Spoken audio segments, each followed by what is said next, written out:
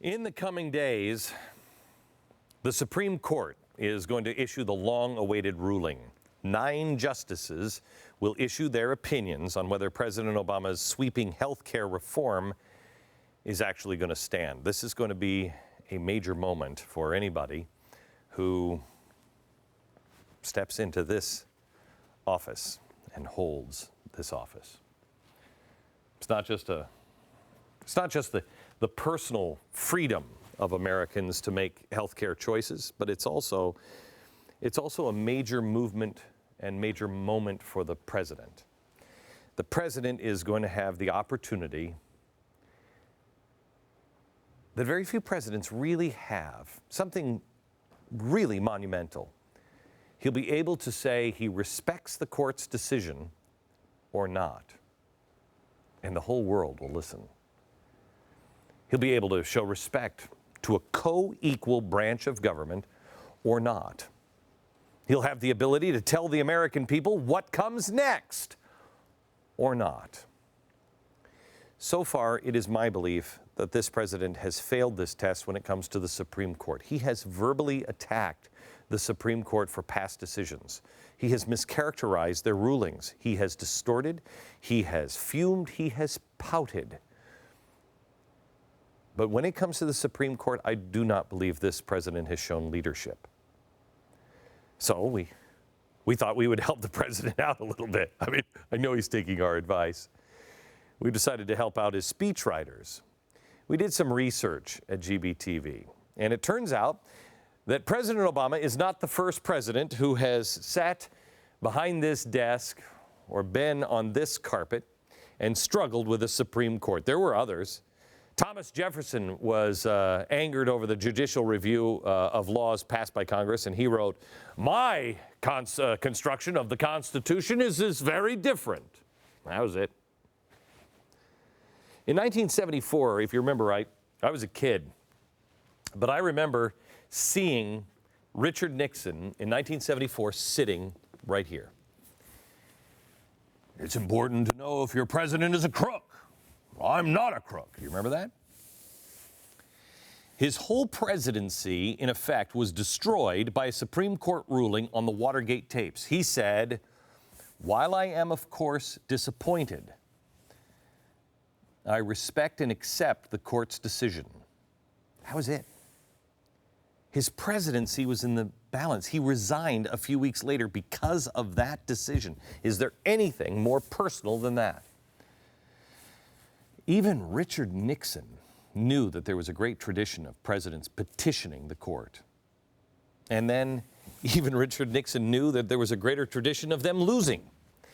You see, this isn't a dictatorship. The guy who sits behind this desk is not a guy who can then come to you and say, "You know what, I've decided to make my own laws." That's not what the president does. He doesn't make laws. He's supposed to enforce them. The president has to abide by the decisions of the people, their representatives in Congress, and also the Supreme Court. They work together. Sometimes the president will disagree, but that's when the Democratic Republic part goes to work. You bring it back to the people and you see what they say. Even with this tension, both parties have had presidents sit here, and they have had presidents speak their mind, but they have generally spoken their mind with respect. They have been able to argue their case without stepping on the dignity of the justices. Ronald Reagan in 1983 sat behind this desk after a Supreme Court ruling struck down the state's effort to limit abortion on demand, and he said, "I join millions of Americans expressing profound disappointment at the decisions announced by the Supreme Court." He continued, "The issue of abortion has to be resolved by our democratic process. Once again, I call on Congress to make its voice heard against abortion on demand and restore legal protections for the unborn, whether by statute or constitutional amendment." That's how it works. You note the serious tone. It's upfront, it's unyielding, but it is respectful. Bill Clinton, gosh, do you remember when Do you remember when we thought the whole world was going to melt down because Bill Clinton was in office? Oh, geez, doesn't he seem like a dream come true now? Bill Clinton, in 1998, when court ruled against him on the line item veto, he said, "I am deeply disappointed with today's Supreme Court decision. The decision is a defeat for all Americans. It deprives the president of a valuable tool for eliminating waste in federal budget and for enlivening the public debate over how to best make the use of our public funds." Clinton again, 2000. Court struck down a portion of the law. He said, "We plan to study the Supreme Court's decision. Disappointed, deeply disappointed. But we plan to study the decision." He said the issue has to be resolved by our democratic process. There it is. What will our president say? What will the man who now sits behind this desk say? These are all the words of the president's past, who understood that the Supreme Court is not a rubber stamp body. These men knew what democracy and a republic meant, what checks and balances mean. If they didn't like the result, and many of them didn't, they didn't go away quietly, but they understood. And here's the one thing they did not do. They did not try to undermine the court. They did not lecture the court. They did not misrepresent the issues or the ruling. In short, they didn't do, I'm sorry to say, what this president has already done. Even FDR, who is, I believe now the third worst president in our history. Well, maybe fourth. He's in the top 10. FDR was this close to a dictator by the end. And at most, he went to degrade the court by attacking it as 9 old men. Then he tried to pack the court with his own favorites. He spent entire press conferences complaining about the rulings. You know why this little door that we all think of JFK and John coming out, do you know why this is here? They originally said that it was there to hide presidential papers. It wasn't. It was there to hide the wheelchair of FDR. FDR sat behind that desk without that door there, in a wheelchair, and he compared the court to a horse that would not do the work of the farm.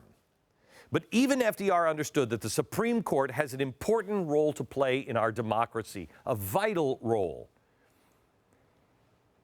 Here's what he says.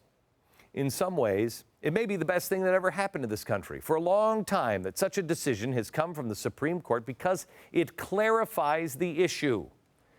How true it is. Sometimes the democratic republic, sometimes this process that we have, freedom is messy. It is. Sometimes people would like to forget about the challenges of writing a law, making sure that it has support, making sure that it's constitutional. But the court doesn't forget. Congress has forgotten. President has forgotten. But the court hasn't forgotten yet. The court doesn't gloss over the little things.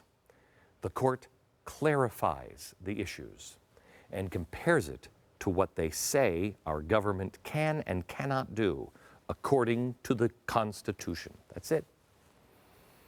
It would be good for President Obama to heed these words and to show the nation that he can do more than lecture, quite frankly. He can do much, much more than lecture.